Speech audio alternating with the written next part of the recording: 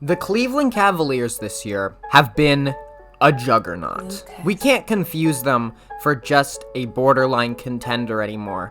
This team is an inner circle contender, and they are one of the best teams and one of the hardest teams to stop in the NBA.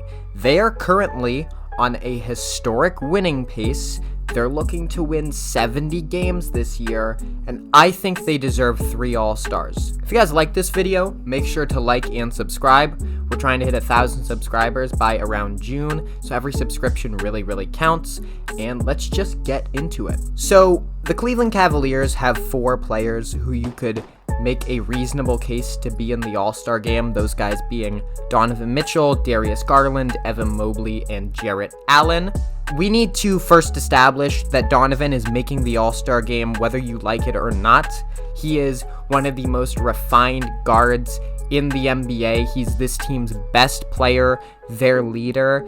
Yes, he has his limitations in terms of how much offense he can generate as one 6'2" shooting guard. And yes, he's not the most impactful defensive player, but he is so refined. He gets to his spots better than anyone. And when this team needs a guy to get the offense going, Donovan Mitchell can get whatever he wants on that side of the basketball. He is going to be starting in the All-Star game this year. It's not even worth discussing. Where it gets a little bit more interesting is who's going to be this team's second All-Star, and then in my opinion, their third All-Star. The easiest case to make out of the 3 would be for Evan Mobley, not because he's necessarily obviously their second best player, but when you look at the Eastern Conference and the big men who are available to be selected as front court players, Evan Mobley stacks up really nicely, and his statistical output has been very good and much improved from last season, as well as the fact that he is on a team that is going to be winning potentially 70 fucking games this year. This team is no joke. Like, if you want to make a case that this team gets 4 All-Stars, it all revolves back to this team being on a historic winning pace. How many times in the last 30 years have we seen a team that comes out of the gate through the first half of the season this hot? Maybe less than 10 times, maybe less than 5 times. This team is a juggernaut on offense, with 2 bigs who struggle to space the floor, albeit Evan Mobley is a much improved 3-point shooter this year. And in spite of that, with mostly just solid role players and 3-and-D wings, these connecting pieces have made them one of the best teams in the league. So let's get back into why I think Evan Mobley will make the All-Star team. Again, he's a connector, one of the best passing bigs in the Eastern Conference, really one of the better passing bigs in the NBA, honestly. He doesn't make flashy passes, he doesn't have a ton of passing talent, but he has a knack for just making the right plays when you're giving him the ball in the short roll, or when he has it in transition when he's like a primary ball handler for this team. Good 3-point shooter, about 2, almost 3 attempts a game on over 40%, much improved from last season, and his aggression has just given this team a lot more life on the interior. When he gets the ball, he's looking to do something with it now. He's not looking to get rid of it. He's not looking to drain time on the shot clock. He's looking to make actionable plays, and I think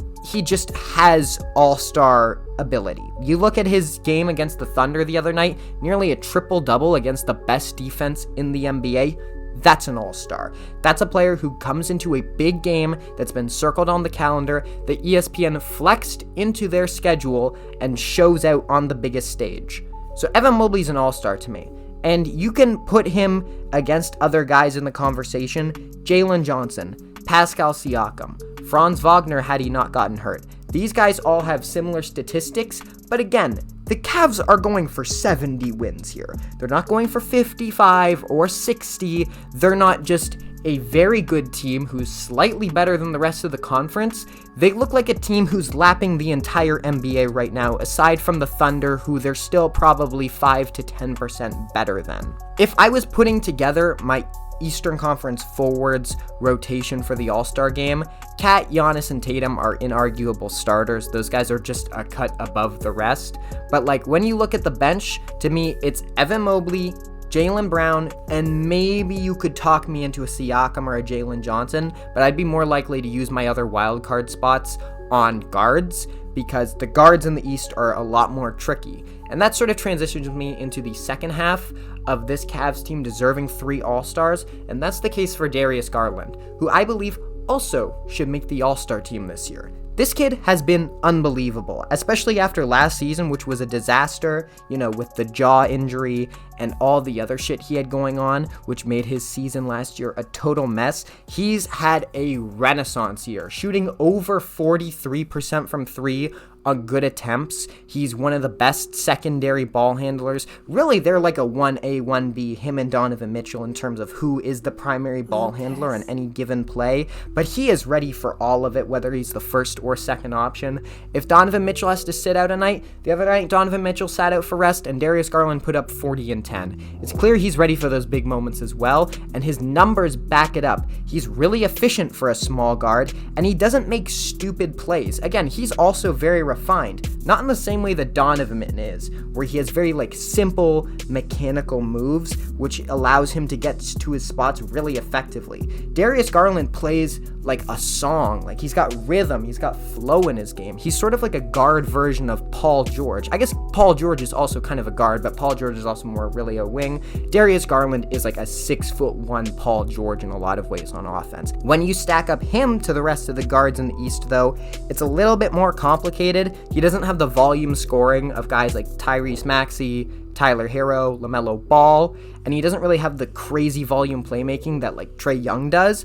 But aside from Donovan and Jalen Brunson, I really think you could even make a case for Darius Garland as the third best guard in the East right now in terms of making the All-Star game. Maybe he's not the third best, but when you consider who you'd put on the All-Star team, this Cavs team kind of needs at least 2, so if you don't want to get Evan in, you're going to have to get Darius in. And he's definitely not that far off from a Cade Cunningham or a Damian Lillard, who I would slot into the All-Star game without a wildcard spot. And if I have to put Darius in the All-Star game mix, LaMelo's probably going to make it no matter what, because he's getting so many fan votes. There's a pretty good chance that he ends up starting. Assuming that LaMelo doesn't make it, I think Darius Garland has a better case than Zach LaVine, because again, the winning and how he contributes to it night to night, even when he has to transition from the first to the second to sometimes even the third option on this team, he is prepared to just go to work and be a professional. I think he has a better case than Trae Young, because Trae Young's scoring efficiency has been significantly worse this year. I think he has a better case than Derek White, because yes, Derek White also tends to play third fiddle a lot on his team. Sometimes he's the second option, but Derek White doesn't nearly have the offensive juice that Darius Garland does. I don't think he contributes to winning at the same level. So to me, my Eastern Conference guards would be Jalen Brunson, Donovan Mitchell, Damian Lillard, Cade Cunningham, Darius Garland, and LaMelo Ball. I think Darius Garland clears the rest of the Eastern Conference guards in the conversation by a little bit. You could make a pretty good case for a Tyrese Maxey, who's sort of backpacked the Sixers through most of the season. Same with a Zach LaVine. Again, Tyler Hero has been awesome, so he's kind of the one I would probably put on the bubble. I think you can make a really strong case for Hero, but in my opinion, Darius Garland, Evan Mobley, and Donovan Mitchell will be making the All-Star team this year, and honestly, I don't really think that there should be much second thought about it. This team is on a historic winning pace. JJ Redick says you have to play almost perfectly just to contend with them. They're not to be fucked with. They are serious contenders, and I think they're going to get 3 All-Stars because they have 3 guys on this team who have been absolutely awesome this year, and I love to see the development that this team has made, because honestly, it's really cool to see this young core thrive the way it has under Kenny Atkinson. But that's all for me today. If you guys enjoy this video, make sure to like and subscribe, and follow all my socials in the description. We've got the Discord and the Twitch down there, and cue that music.